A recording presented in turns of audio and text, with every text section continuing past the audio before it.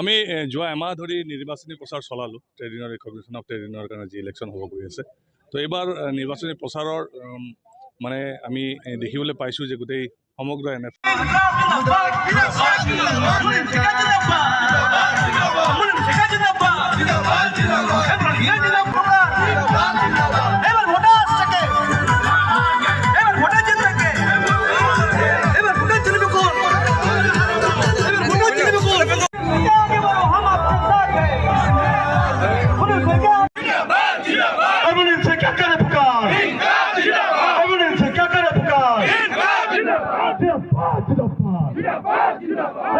मैदान में रेशम के खो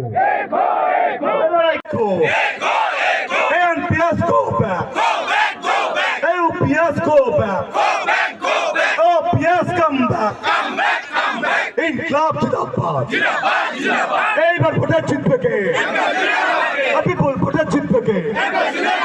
लड़ाई के मैदान में रेशम के खो, लड़ाई के मैदान में रेशम के खो, Inqilab Zindabad, वारियों करे पुकार, अरे बंदा जिन्हें करे पुकार, चुपो नेता मुनीम से क्या करे पुकार, डॉक्टर अहमद को ये करे पुकार, अना मेरे सलिके को, Inqilab Zindabad। মানে যি যোৱা 11 বছৰে কাম কৰিছে সেই কামৰ প্ৰতিদান দিবলৈ সেই কামৰ ৰিপ্লাই দিবলৈ 4-5-6 তাৰিখে ৰেডি আছে।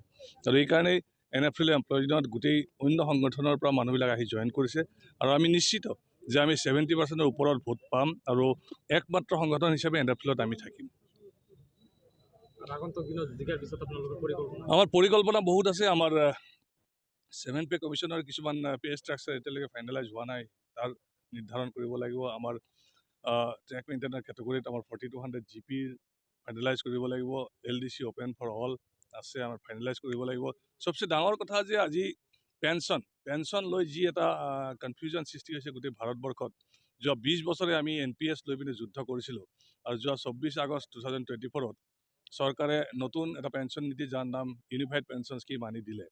এতিয়া আমি প্ৰথম এদিন দুদিন আমিও ধৰা নতুন পেঞ্চন নীতি আমিও ধৰিব পৰা নাছিলোঁ, কিন্তু 28 আগষ্টত আমাৰ ষ্টেণ্ড ক্লিয়াৰ হৈছে যে আমি কৈছোঁ যে এই নতুন যিটো পেঞ্চন নীতি UPS তাক লৈ আমি ছেটিছফাইড নহয় আৰু আমাৰ ৰেল কৰ্মচাৰীসকলৰ আমি ওচৰলৈ যাম আৰু আমি ক'ম যে UPS লৈ NFR আৰু NFL এমপ্লয়িজ সন্তুষ্ট নহয়, গতিকে অনাগত দিনত OPSৰ কাৰণে আমি আন্দোলন চলাই যাম।